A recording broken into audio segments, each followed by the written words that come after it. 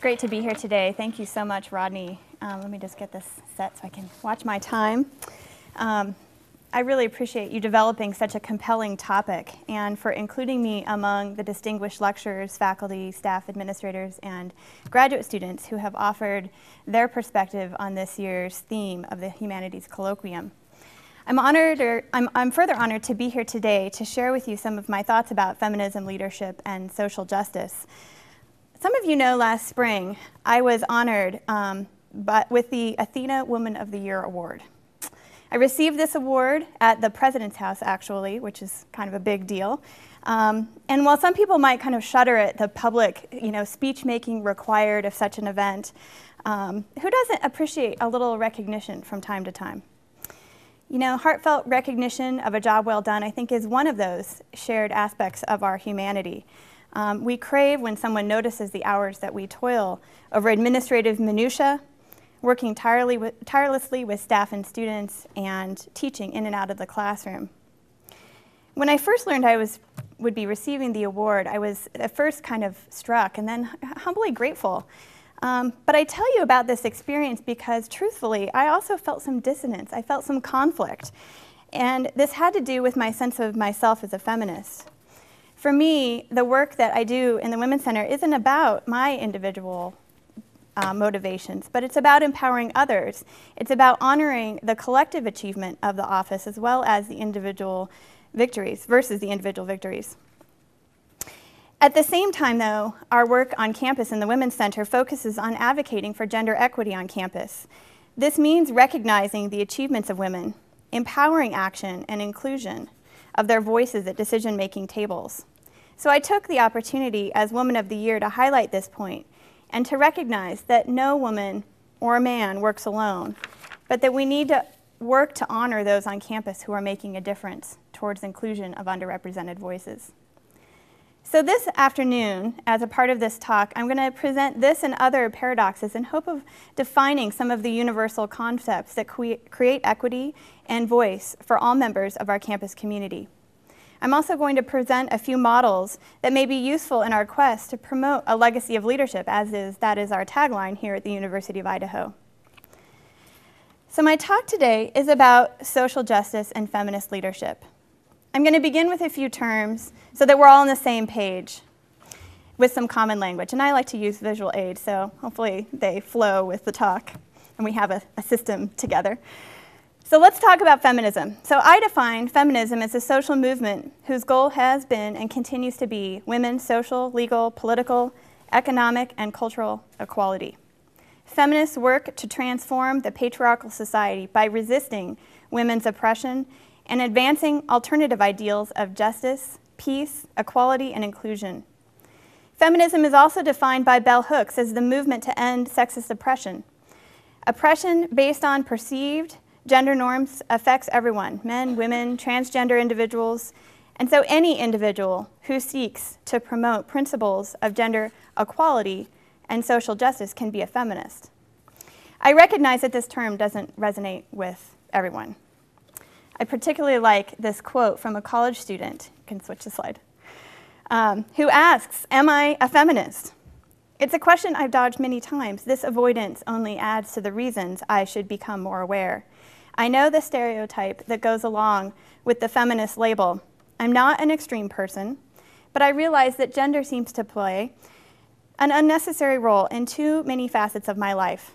It angers and then confuses me when I think of this and all the cues that are so ingrained in our culture for me to notice.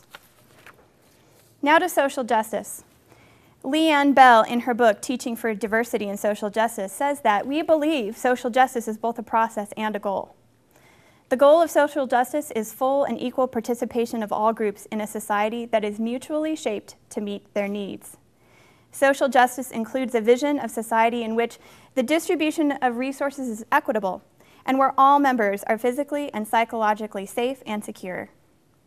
Social justice educators, and I consider myself to be one, seek to understand how oppression operates in society based on individual or group social identities, and these can be real or perceived. And when I talk about social identities, I mean race, class, sexual orientation, gender identity, expression, religion, etc. There's many. but all come with different treatment at the individual, institutional, and societal levels. This is called oppression. Those who do not have access to power or privilege are at the greatest risk of facing oppression, regardless of what they do to personally combat, resist, ignore, or depersonalize it. Social justice also recognizes there's not necessarily a hierarchy of oppression. The sexism I may experience as a woman isn't more hurtful or more damaging than racism experienced by my Latino colleagues. Counteracting oppression of any social group has the potential to benefit all.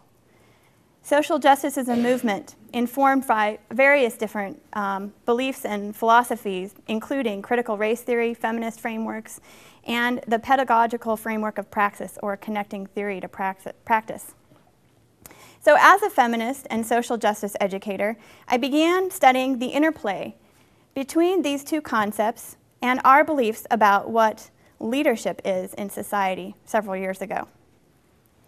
So in teaching a leadership class, and working with student leaders, and serving on the University of Idaho Leadership Academy facilitation team, I was struck by how deeply we hold to our societal beliefs and socialized beliefs about leadership.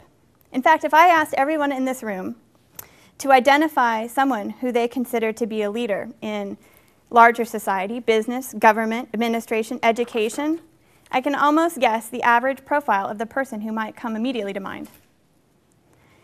We are taught to think about leadership as patriarchal, hierarchical, competitive, heroic, and individualistic. Why is this? Much of the existing literature actually on leadership has been created by men and studied men in leadership roles. This doesn't mean that women and members of other underrepresented groups don't also practice hierarchical leadership. And there's a growing body of knowledge actually to say that they think about leadership differently. It's generally accepted, though, that women and members of underrepresented groups have traditionally faced more barriers to becoming leaders than men have. But women in particular have greater access to leadership positions now than ever before. Nationally, 25% of CEO positions in the US are held by women, although the Fortune 500, which ranks, as you probably know, the top 500 US corporations by revenue, note that only 12 of 500 are led by women CEOs, which is actually down from 15 of last year. 44%, however, of K-12 school principals are women, and a study by the American Council on Education found that 23% of US regionally accredited colleges and universities were led by women. How many of you know how many women presidents we've had here at the University of Idaho? 1. Could take the slide. So that's an increase of 13.5% over 20 years. I know this graphic's hard to read from the back of the room, but you can kind of see here's the representation of women over on the side. So that's an increase over 20 years. But women presidents, it's interesting also to note, women presidents of colleges and universities are more likely than men to be racially diverse in every category as well. So while there's general agreement that women have faced more barriers, there's less agreement on how women actually lead. Much of the literature and research about women's styles of leadership has focused on essentialism and stereotypes based on our societal views about femininity. Stereotypes of the universal feminine don't mesh with society's perspectives about leadership. You all know the stereotypes. Women are seen as nurturing, more relational, emotional, more caring, less assertive, less confrontational than men. As Alice Eakley notes, gender role expectations spill over onto leadership roles and produce important consequences. Albino notes actually that leadership styles usually associated with women are often employed by effective leaders of either gender. But it's important to note that leadership style that conforms to the way that women are expected to behave, whether attributed to nature, socialization, or gender role, is not the same thing as a leadership style that is feminist. And I'm going to make that differentiation in a second. You can change the slide. I just like this picture. I thought it was cute. In a study called Gender and the Effectiveness of Leaders, Alice Eakley examined 76 different studies. So she did a comprehensive analysis of a lot of different research that was out there. 76 different studies in which men and women managers, supervisors, officers, department heads, and coaches were compared. The analysis actually showed that there was no significant difference in judge leaders' effectiveness based on their gender. But there was evidence that leadership by women and men was considered more effective when they functioned as a leader in situations thought to be most congenial to the cultural expectations of their gender. Interestingly enough, however, adopting a relational leadership style will not gain the same recognition for women as it does for men. It's considered natural, right, for women to be relational leaders. And so it's important as somebody who's looking at these assumptions that we filter the judgments of effective leadership through that lens. So what is the difference between leadership by women, feminine leadership, versus feminist leadership? Feminine is characterized by behaviors that are presumed to characterize women. Feminine leadership, however, fails to recognize and make salient the inherent power differentials based on societal oppression, or as we know it as sexism, that disproportionately affect women as compared to men. Feminine leadership also fails to recognize heterogeneity among women. There's differences between us, right? You can't just across the board say all women lead a certain way. And it relies on this essentialism and stereotypes. Feminist leadership, then, is defined by a set of assumptions and values while paying attention to historic and contemporary circumstances that have created these power inequities and oppression for women. Despite differences among feminist theories, there are central points of agreement about equality of representation and empowerment. The modern feminist movement hasn't actually featured much discussion about leadership, which is interesting. So having done a number of different queries about this and looked for books, etc., and as I've mentioned, this is largely because leadership was, until more recently, but a privilege of men. Feminists focused on topics with more salience. So they were looking at women's right to vote. They were looking at sexual harassment, discrimination, violence against women, reproductive rights, etc. But studies of women as feminist leaders and just feminist leadership in general have been cropping up recently, and this sparked my own interest in the topic and my attempts to promote feminist leadership within the Women's Center and also larger on campus. So what do I mean by feminist leadership? I talked about feminine leadership. Did I talk about leadership? Feminist, all of these different things. Feminist leadership is about attending to issues of social justice, focusing on equity, empowerment, fairness, and balance. Feminist leaders are cognizant of larger issues of oppression and work to ensure that no one, regardless of race, class, gender, all those social identities, is treated unfairly. Feminist leadership is also about community development and collaboration. Bell Hooks writes that everyone's presence and participation must be valued in a community. As we make connections between individuals, we create communities of support and empowerment. Feminist leaders share power and allow for open participation by all. Barton discusses a key feature that distinguishes feminist leaders from those with a different way of thinking. She calls it a feminist lens, or radar, or set of antennae, which are used to continuously scope out his or her surroundings and gather information. This helps the feminist leader identify issues of oppression at the personal, group, or institutional level. I've already mentioned the definition of feminism as a movement, really, to create social change. I'm going to talk a little bit about two different leadership models now that I think are pretty congruent with feminist leadership.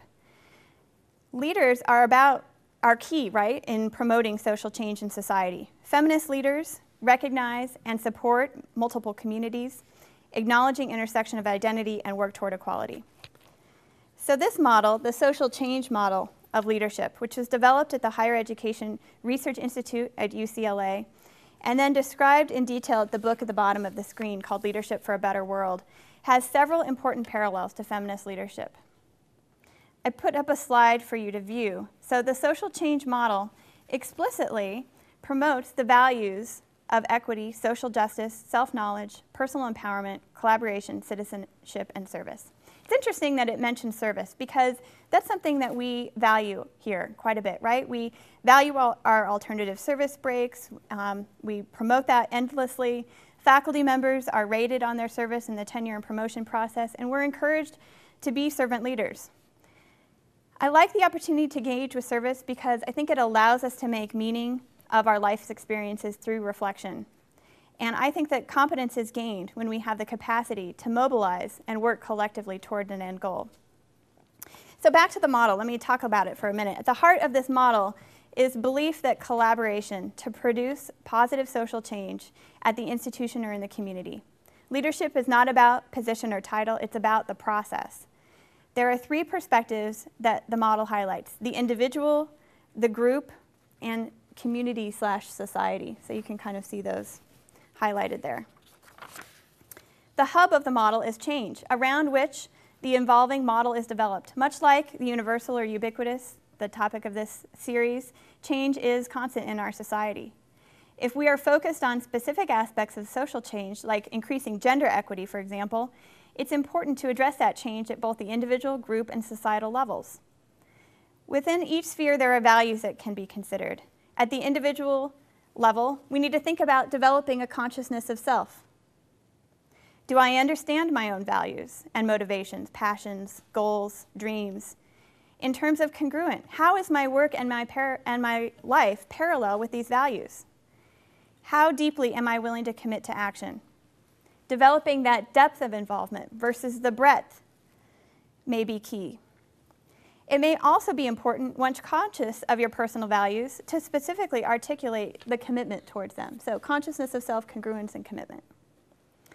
At the group level, we need to identify the common purpose, bringing together all of those individual passions and dreams and goals and commitments of the individuals. This isn't always without, however, disagreement. But when controversy or conflict arises, it's met with civility. The group welcomes diverse opinions and points of view and embraces change in its purpose that may arise as a result of any disagreement. The group values collaboration and makes a commitment to work together towards a consensus-driven approach. At the societal level, valuing citizenship isn't necessarily a valuing of voting rights or documentation, papers, etc., but it's a recognition that one is part of something larger than yourself. There's an acknowledgement of interconnection in the larger world and of our shared humanity. We value at the larger community level that each person has a role in making society better.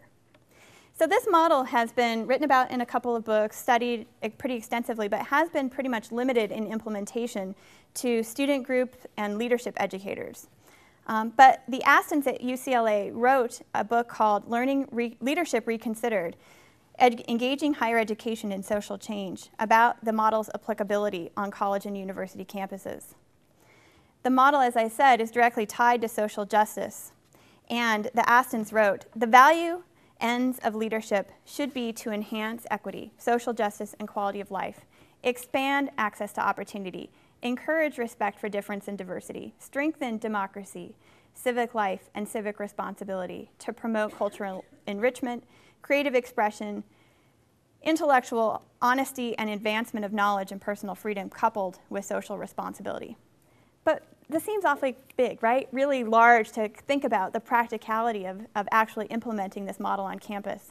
And Birnbaum actually talked about a place in which it's been successful is when a campus is in the midst of renewal. Campus renewal is a place in which higher education leaders can enact social change and use this model. Campuses that move toward renewal have leaders, boards, upper-level administrators who are not overly conscious of status. They actively seek and listen to opinions of others. And they allow themselves to be influenced by many campus constituents, creating more of a social movement than a top-down approach to leadership. Campuses oriented toward renewal have a strong shared governance approach with expectations of mutual influence between faculty and administration. I think more research actually needs to be conducted on processes, and these models, I think, can be implemented within historically hierarchical and slow-to-change institutions like the University of Idaho. Another leadership model that resonates with me is the relational leadership model. I mentioned earlier that women are more often seen as better relational leaders than men, based on all of the presumed stereotypes. But all leaders should look at this way of leading because, as we know, relationships are key to leadership effectiveness. Leadership is inherently relational. Perhaps it's even redundant to use the term relational leadership. The definition, according to the book Exploring Leadership, and again, this is at the bottom of the screen for college students who want to make a difference, is defined as a relational and ethical process of people together attempting to accomplish positive social change. I don't hear an individual in that. I hear a group of people together, right? The model contains several overlapping components, as you can see on the screen, and I'm going to highlight 3 that have specific relevance for the discussion of feminist leadership. First, purposeful. Being purposeful means having a commitment toward a goal or activity.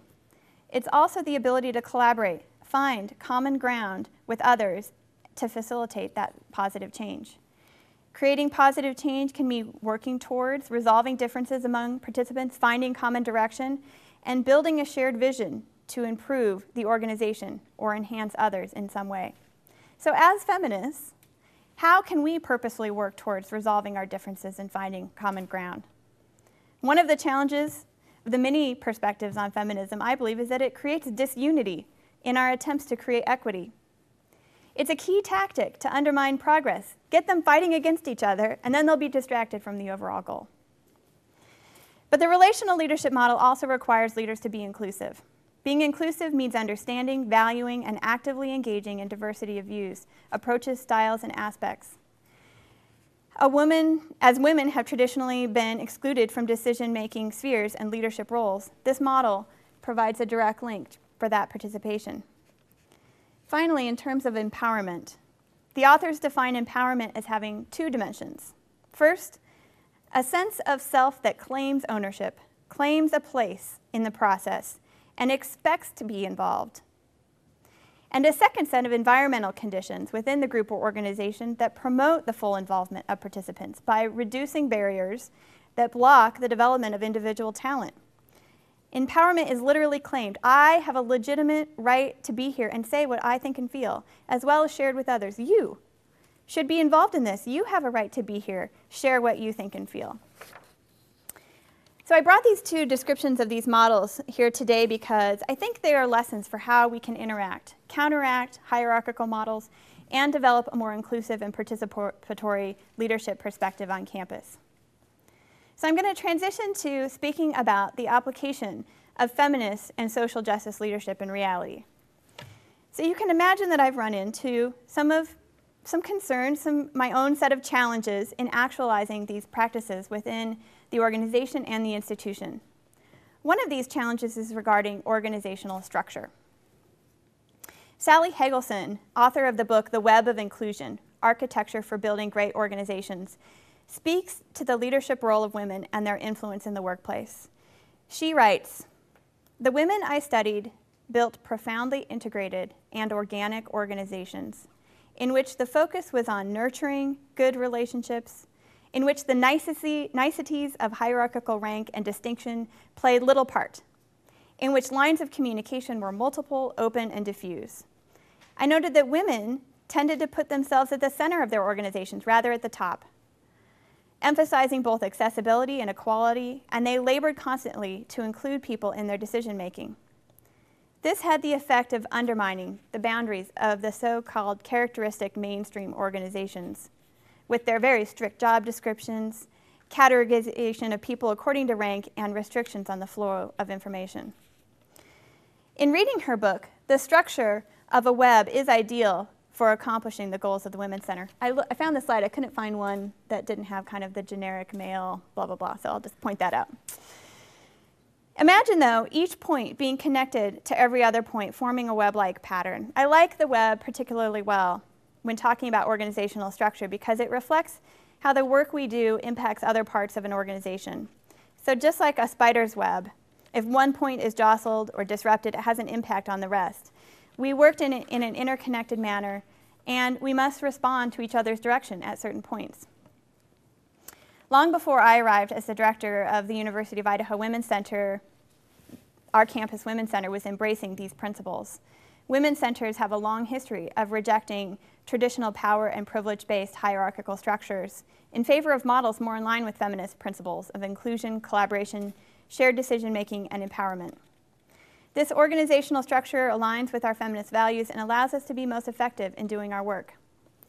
Carol Gilligan, in her landmark book, In a Different Voice, wrote, "The images of hierarchy and web drawn from the text of men's and women's fantasies and thoughts, convey different ways of structuring relationships and are associated with different ways of morality and self.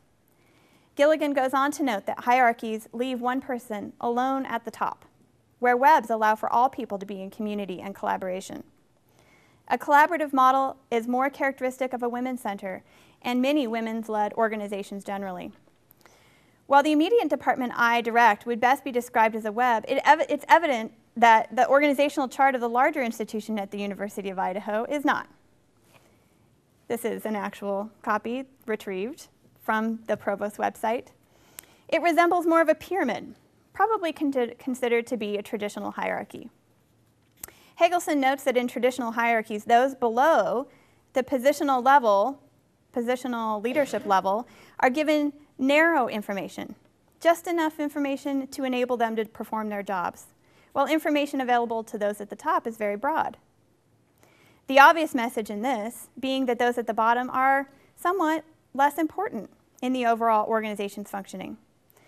As someone who's in a formal leadership role, I acknowledge I have some privilege and access to wider perspectives. There is a sense that one gets that this privilege is closed, as opposed to open to outside input.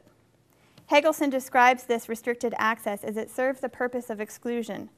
The focus is on who, by virtue of rank, will not be invited to the meeting, who has no right to that information, and who may not communicate directly with whom. This feeling of exclusion silences the voices of individuals who might otherwise contribute more directly in the organization and reinforces a caste system that isolates people who are not in leadership positions. I see this impacting the very staff that I work with in the Women's Center. We try to combat this by sharing information as fully and completely as I can. I gather their perspectives, represent the voice when I have the seat at the table, but I want everyone in the Women's Center to have this sense of the bigger picture and their connection to a larger institution versus just focusing inwardly on departmental issues, which often happens. I encourage everyone to become involved and engaged citizens of the larger campus, dedicating part of their time to projects outside of the Women's Center to form these connections and collaborations. Part of working within a web structure means that it doesn't always have to be me who's representing the Women's Center on committees, projects, and other ventures. So in describing the web, Hagelson says that it gives people at every level the opportunity to exercise both autonomy and self-expression. It makes citizens of an organization's people by helping put in place what Carleen Ellis of Intel actually calls participatory democracy for the organization. Tech companies actually have led the way in some of these diverse organizational structures. And this next slide gives a kind of funny example from various different organizations. In some ways, the University of Idaho is embracing a concept of participatory democracy. There's a system of shared governance which empowers faculty through our Faculty Senate, staff through Staff Affairs, and students through ASUI and GPSC at all levels to have a meaningful and impactful say in how the university functions. Various committees represent individuals, the interests of individuals. For example, the Benefits Advisory Committee is directly responsible for researching options and recommending solutions. I found after sitting in committee meetings, there's a general feeling on campus that if you participate in the governance, you can at least express your opinion, and this may possibly collectively make a difference. Another example of a web in action was the University of Idaho strategic planning process. In a web of inclusion, people are enabled to address issues that are challenging directly and do so in a way that impacts the nature, scope, and form of their very organization. Instead of being driven by leadership at the very highest levels, the UI's strategic plan for 2011 to 2015 was researched, written, vetted, and implemented by a diverse committee comprised of faculty, staff, and students representing several colleges, departments, and units across the university. After initial draft of the plan was written, the committee sought feedback via a website. Over 4,000 comments were logged and considered by the Strategic Planning Committee. Examples like this cause me to believe that while the institutional structure may appear on paper as a pyramid, it's evident that there are some examples across campus where our web is being fostered. Even within the Women's Center, however, day-to-day operation within a web can prove challenging at times. Many of these challenges stem from our socialized and ingrained perspectives of power and authority, right? Supervision and performance, decision-making. Some of these lessons are simply too hard to let go of. And this impacts our ability sometimes to embrace a collective and inclusive web. Furthermore, when the organization's purpose is so closely tied to the mission, it also defines itself in terms of what its mission is not. Hegelson knows this can breed an us versus them mentality. The risks are certainly apparent in the Women's Center as we seek to build consensus and act according to our values. It's inevitable that not all are going to share our perspective. One of the additional challenges of operating differently within a structured organization is that other offices can either envy or despise you for creating opportunities for voice that similar positions in other offices lack. As a leader, an additional challenge of structurelessness is the perception that one lacks authority or is weak in taking control and making tough decisions. Joe Freeman actually published a piece by the name of The Tyranny of Structurelessness, which was originally published in 1970. I urge you to Google it. Which addressed the need for organization within the women's liberation movement. Joe Freeman talks about organizations that have removed hierarchy and structure and suggests pathways for survival. And this has to do directly with increasing democracy within the organization so that effective work can get done. She gives 7 suggestions. Delegation, give those to whom tasks are delegated that responsibility of fulfilling it. Distribution of authority, rotation of tasks.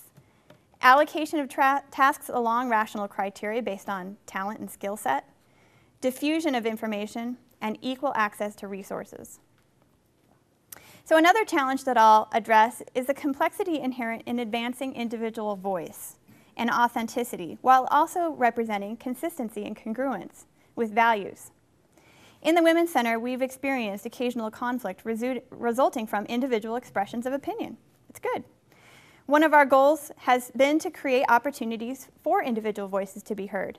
But throughout history, it's often women's voices who are silenced or denied opportunity to speak openly or without authority. Providing an opportunity for women and other marginalized groups to share their stories and perspectives allows for that voice to be heard. In the Women's Center over the years, we've worked towards this goal by creating a variety of publications, a newsletter, a zine, an online blog, and most recently, we've entered into a partnership with Yin Radio, heard on Saturdays at noon on KRFP and nationally syndicated. The intent of these publications is allow for students' feminist voices to be shared openly and publicly on campus.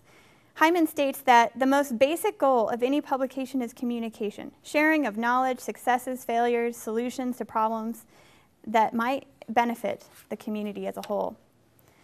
But the following statement from our Blogs About Us page summarizes some of the challenges. We are a collective of writers and photographers attempting to promote critical discussion on issues of gender and social justice.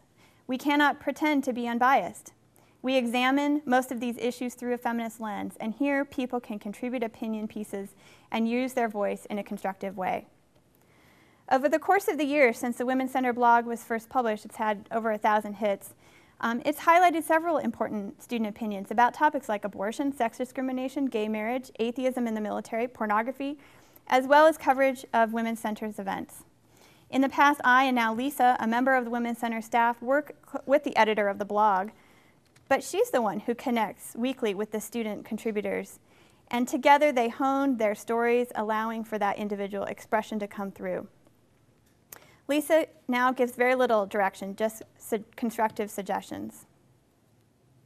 Another example of voice and communication challenges occur within the staff when we represent the voice of the Women's Center. Often we're called upon for comment or quote by student reporters.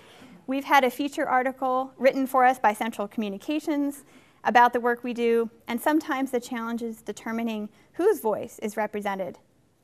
The university, given its hierarchy, wants the director to be quoted. But we carefully challenge these assumptions. The leader is the expert and give credit and recognition to individuals whose hard work has resulted in this successful initiative. And yet, what becomes challenging in balancing these individual voices with the need for collective perspective? Hyman discusses this and says, the power of these publications is diminished because they tend to focus on the needs of a monolithic female subject, a woman who is already almost always presumed to be white and heterosexual. With the blog and other public statements of perspective, the challenge becomes how we address our own conflicts of personal perspective internally, so that when a public statement is released, we are not so divergent in our opinions that we appear to be confused at best or contradictory at worst, without seeming as if we're controlling the message. I want to create a climate where openness and variety of perspectives are welcome and fostered. I recognize that if we openly express statements that are not in alignment with this, we could result in some negative effects of diminishing our credibility. But this is balanced with an acknowledgement of individual voice and that our perspectives may not always mesh. So returning to the topic that I began this talk with, the challenge in enacting feminist leadership model is the conflict between individual recognition versus collective achievement. I work with 4 other full-time staff members to engage the campus community in programming that seeks to advance gender equity on campus for all individuals. Compared to other women's centers across the country, we actually enjoy a high level of institutional and student support. Our office, having existed on the University of Idaho campus for nearly 40 years, as of this coming November, is a thriving organization offering a broad array of advocacy, programming, resources, outreach opportunities for all members, and chances for everyone to engage in feminist activism. So when I look back on the year for which I was named the Woman of the Year, I don't see myself figuring most prominently in the Women's Center's many successes. Here's some pictures from the event. Clearly, part of my angst over receiving the Woman of the Year award is because neither do I want to take credit for the collective good work of the entire center, nor do I want to minimize the role that the other staff members played in our office's successes. The early great man leadership theories placed emphasis on leadership traits characterized by individual and innate abilities that were passed from generation to generation by blood. Think of all the monarchies in Great Britain and France. Further, trait leadership theories concentrated on attributes of individual leaders that differentiated them from followers. Does the Woman of the Year award create a similar emphasis on ego and individuality? We place conscious emphasis on interdependence, shared accountability, and high levels of trust and participation. Therefore, part of my dissonance at receiving the award stems from the sense that an individual recognition creates a system of power and privilege, and emphasizes the disparity between the leader and followers, where individualistic recognition is more valued over collective achievement. And yet, here's the rub. The role of the Women's Center is particularly focused on bringing recognition to accomplishments of women, which are so often overlooked or minimized with respect to those of men. Recognition of women's achievement should be highlighted and celebrated on campus and beyond. And in gaining this recognition, I have specifically highlighted the collective, with an increase that is made possible with an increased attention towards feminist leadership. So it's interesting, we don't have a Man of the Year award, right? Nor do we have a men's center on campus. But look at the leadership. I could go back to the organizational chart and mark out all of the people who are men and who are women. The power and the voices represented at the tables, not just on this campus, but this is a national issue, at colleges and universities, does not equitably represent women. The world is still largely a man's world. Other campus-based women's centers responded to the question, where's the men's center, which we hear pretty frequently as well. Somebody wrote, for the most part, men, particularly straight white men, have not been discriminated against and have not had to continually fight for equal rights. History has focused primarily on the achievements and contributions of men, having largely ignored women. So in essence, society and social, educational, political, and religious institutions are served as men's centers. I feel that when women gain parity and equal representation, there will still be a need for centers to understand systems of oppression and social justice. Equality and representation doesn't mean that societal oppression has ended. Ultimately, the paradoxes represented in this talk are just a few of the challenges that arise when one is trying to remain consistent and congruent with one's values. Now, having served as the director of the Women's Center for over 4 years, it's important to articulate these challenges, I believe, so that growth can occur across campus. I've learned that some of the challenges of enacting a feminist leadership paradigm stem from the desire to create true collaborative and mutually beneficial partnerships. Rice notes in the book, Women in Leadership, Transforming Visions and Diverse Voices, that building fruitful and positive collaborations is hard work, even within feminism, whose theory and values are based on collaboration, consensus building, and an interdisciplinary approach that includes diverse perspectives and experiences. In describing the paradoxes that characterize my experience as the director of the Women's Center, it's my hope to tease out that complexity that make leading from a feminist standpoint challenging. You can change it one more time. I must have missed one. We have come a long way from the time in which women didn't have some of the basic rights, like the right to vote, but we still have a long way to go. Overall, my goal in the work that I do is to create equity and social justice on campus for all individuals. If becoming the Woman of the Year allows me to make progress on that goal, count me in.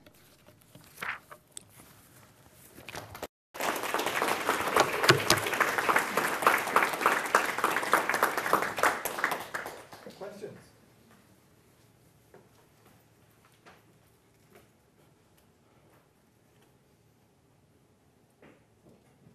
Hi, Jeff. Thank you, Heather. That was wonderful. Could you speak to us for a moment about the second to the last slide that went by kind of quickly? You say we don't see things as they are, we see things as we are. Right.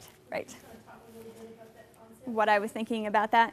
Yeah, I think that it's really important to think about how your own internal perspective is your reality, you know, and we each have our own lens, right, through which we see the world based on our own upbringings and experiences. So I liked that particular quote because I think it encapsulates a lot of what I've tried to address, is that this is my own lens. This is how I see the world, but I think there are some universal ways of applying it. So, yeah.